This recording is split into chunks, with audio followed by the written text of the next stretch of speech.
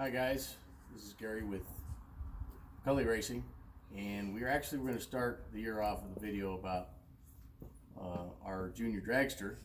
However, it just so happens that we needed some maintenance on our daily driver. So hopefully this video will help you out. It's a 2011 Acura MDX that needs front brakes. I decided, what the heck, we're putting front brakes on it. Let's put some upgrades. So here we go. This is what the end result's going to look like.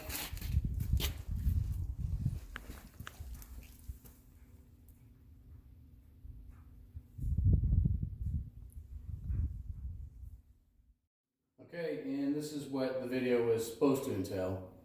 This is the Stephanator and her dragster. Here's the body of the car, which needs work also. So this was the main intention. Daily driver is the focus today.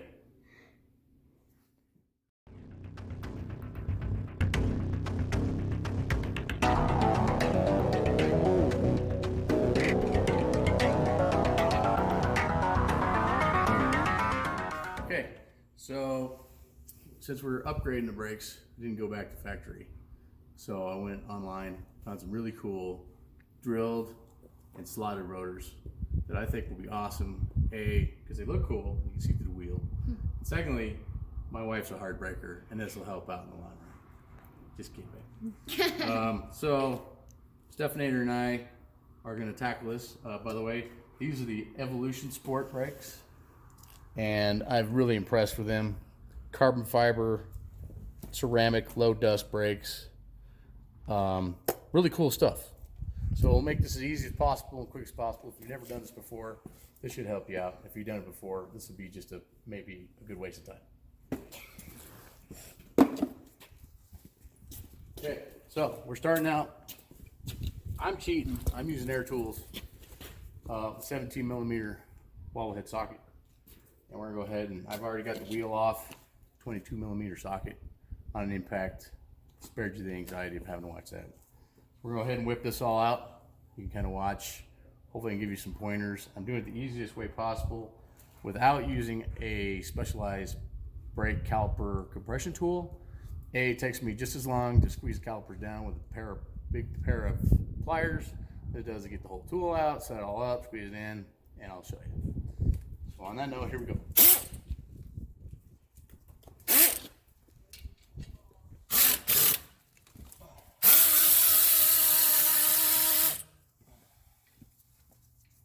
Be sure to leave this top bolt in while you're loosening the bottom bolt, otherwise this brake caliper will spin on you and makes things a lot harder on you. So I'm loosening the lower brake caliper bolt.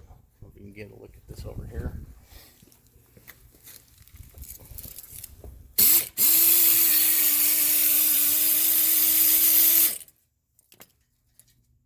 Pull these out.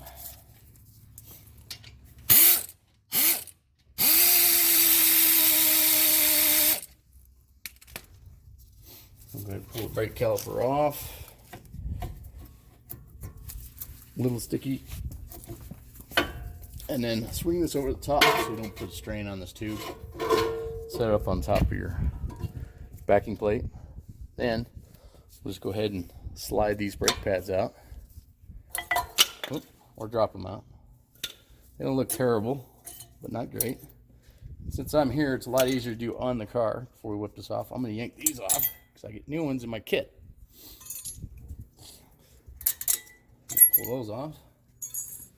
Now I use a breaker bar and a 19 millimeter socket to get the brake pad holder off. In here, I've got plenty of room for it. If all you got is hand tools, you can use one of these fancy big rubber mallets. Kind of heavy, the breaker bar, a 19 millimeter socket. And on the driver's side, you can go the opposite way, put it down like so. Give her a whack. Usually that's all it takes. A couple whacks, they're loose. And then really, either get a socket on here, pull them off, or just undo them by hand. Unless you're East Coast, they might be on there a lot tighter due to some rust in there. But fortunately, we're out here in Colorado where it's nice and dry. Usually don't have that issue. Okay, so get these out of there. Drop your brake pad holder. Here we get your brake pad holder pins, slide pins. Check those to see if they're stuck. That's usually a good element to check. So brake wear, usually these are stuck. They won't slide in and out. And then, of course, keep pressure on your brake pads and wear them out prematurely. The kit that I bought, fortunately, comes with a new set of these. So we're going to be taking these out, and I'll show you how to take care of that. Now, next step, we're going to go ahead and hopefully you got one of these. This is an impact driver. If you don't, and say these are really tight, you can't get them with a regular screwdriver, you can cheat and get a chisel right against this edge, smack it with a hammer just to pop it loose. Once you pop it loose, you can spin them right out. I've had to do that, especially if I break the head off of one of these numerous times. So go ahead and loosen those up. See, once you pop it loose, they come right on out. There's two of them. Come right out. Now going back together, obviously, you don't have to be as tight. Just tap them in there good and snug so they don't fall out. Of course, I got that one stuck.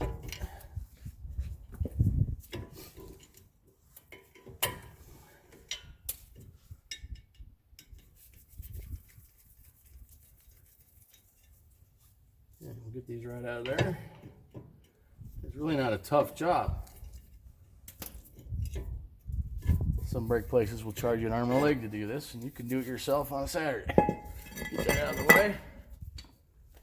We'll grab this new guy. Now these are directional.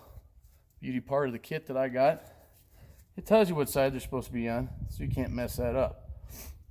The slots always go to the rear, and the drilling of the holes will usually typically slope to the rear. So we'll slide this on, lining these up correctly.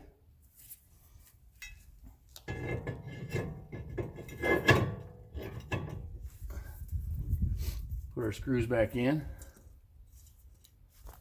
These brake rotors come without a coating on them, so I don't have to spray them off with brake cleaner or anything, which is kind of nice. If you get them, they got kind of a sticky coating on the outside, sort of yellowy typically. You'll need to break out the brake cleaner and just give them a quick rinse over a pan, of course. By the way, always make sure your car is braced with jack stands. Don't try to do it with just a jack. That's just for your safety, you know. Okay, so we got that set. Put this back on. We'll tighten these up. Just a little bit.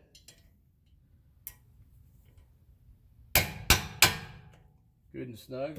That just holds them into place when you get your wheel back on and torqued on. You know, you don't have to fight this brake rotor falling out of place, keeping everything nice and squared. So what we're going to show you now that that part's done, we're going to take these slide pins out, and you'll have to notice that when these are on, the brake caliper holder sits like this. Your upper pin we're going to pull out here has a rubber insulator on it, actually holds lubricant on it. And we're going to go ahead and replace that since I have a new one. If you don't have a new one, it's okay. Just make sure you get yourself some McCulley grease, something high quality, high temp, especially with disc brakes. And you can just lube everything up, but we're going to go ahead and take this out. And Stephanie here is going to grab me the new one, which is in the bag, with the kit that I got, which I think is pretty awesome. So we'll whip this out of here. This to the side. We'll take the new one, slip it on your pin. Remember, it's for the upper pin. We'll get some McCulley grease. Actually, this kit even comes with some grease, but I like this good high quality McCulley grease. So we'll slip that on there. That's for the top. Set this here. We'll take out the bottom one. Notice it does not have that rubber piece. And the pin looks to be in good shape. So I'm going to add some more McCulley to that just to keep it all nice and lubed up when we go back together. Keeps them from rusting and seizing up. We're going to go ahead and pull these old boots out since I have new ones in my kit. Stephanator here is going to hand me a new one. They pop in real easy. Just pop it in like so. It's that simple.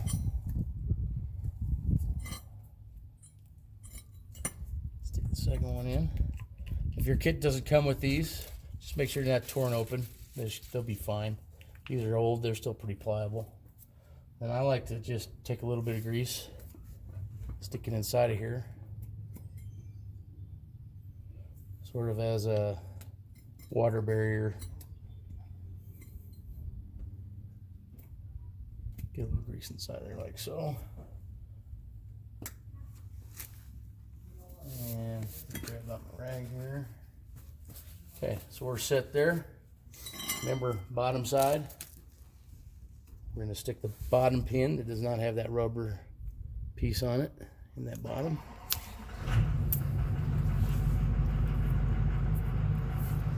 Pardon us, the neighbors are leaving. Hence the diesel in the background. And then the one with the insulator, or actually the rubber piece, not really an insulator, comes in the top section.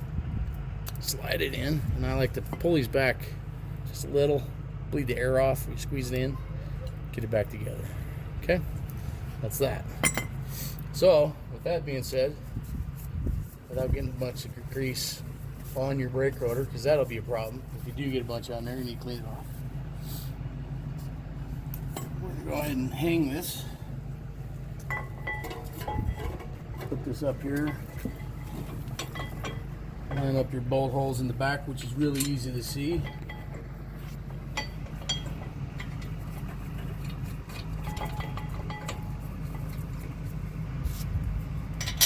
Two bolts in there.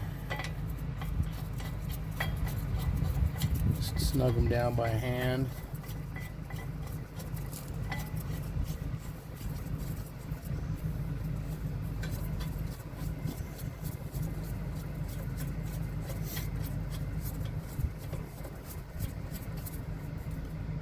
And then get your breaker bar out, or your torque wrench.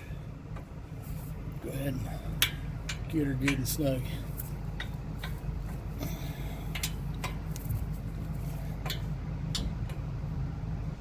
There's a torque spec on these,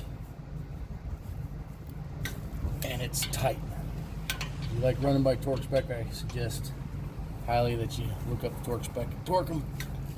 But otherwise, you get them good and tight, somewhere around 90 foot-pounds would be good.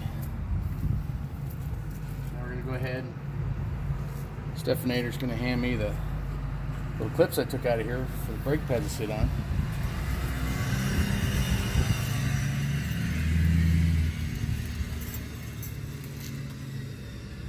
Both of them.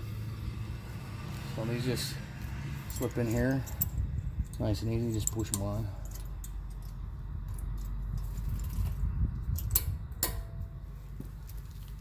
And then put the upper on. Notice this little tab always comes to the outside and up. Bingo. Now we're going to take with our new brake pads, stuff in there, hand me here. This will be the outer brake pad. It doesn't have the wear indicator or anything on it. Slip this in here like so. Some companies suggest you put lube on the outside of these. I don't like doing that because you'll attract brake dust, and last thing you want is to attract a bunch of stuff that's going to stay in there. So I like to put them in nice and dry. Or if you're going to put something on them, put a little bit of that brake quiet that dries up so it doesn't attract dirt and hang on to it.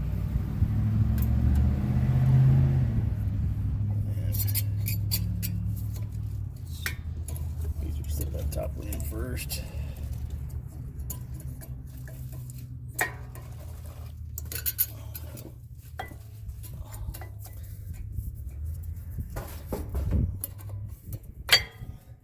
Okay, good and set. That's simple. Okay, now we're going to go ahead and use this big old set of adjustable pliers to squeeze in the brake caliper pistons. And if you just do this, take your time with it, squeeze your pistons in slowly, you don't need a fancy brake tool. Just take your time with it. Go slow so you don't squeeze too fast and hard. You'll pop out the other piston, and then you'll be bleeding brakes and having somebody sitting there stomping on brake pedal, or however you feel that you need to do it, but it's going to take a lot longer than you planned. So see, nice and slow. You can hang on the other piston, we'll slow it down. Squeeze them all in like that. I'll squeeze this one in a little more. Okay. Get this out of the way. Now we'll go ahead and rotate this back on. And we'll just, you'll notice there's notches on these pins. They'll only go in one way because this notch here can't go around this edge. So you turn your pin like so, top and bottom. And then you can slide your brake caliper on like so. If something's hanging up, it's usually because the pin's sticking out. Like so. Put that in there. Grab one of your bolts. I usually start in the bottom, it's just easier that way.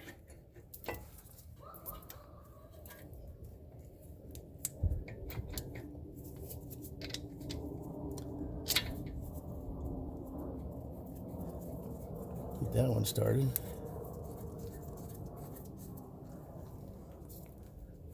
And put the top one in. You're almost done. And then I'm going to use my air gun. Ratchet rather. Tighten these up.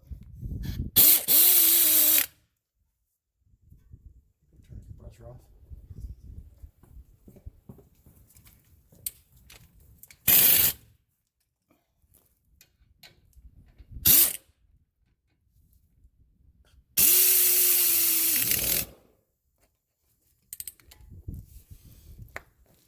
Snug these up right around, I don't know. If you're worried about torque specs, look them up. I've done a few of these. I just kind of go by feel, but. And there you have it. Plain and simple. Front driver's side, other driver's side. We're good to go. All you need to do is put your wheel and tire back on, torque it to spec, and you're good to go. So hopefully this helped you. It was fun making our video. We look forward to seeing you. Have a great 2020.